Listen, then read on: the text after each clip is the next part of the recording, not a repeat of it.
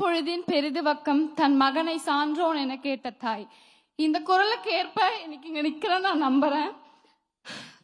எங்க அண்ணா கிட்ட சொன்னீங்க நிக்க வைக்கிறேன்னு, நிக்க வச்சிருக்கேன்.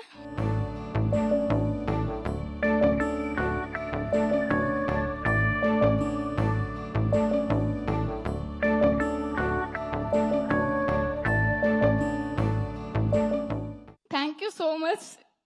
இந்த மொமெண்ட் எப்போ எனக்கு ஞாபகம் இருக்கும். தேங்க்யூண்ணா.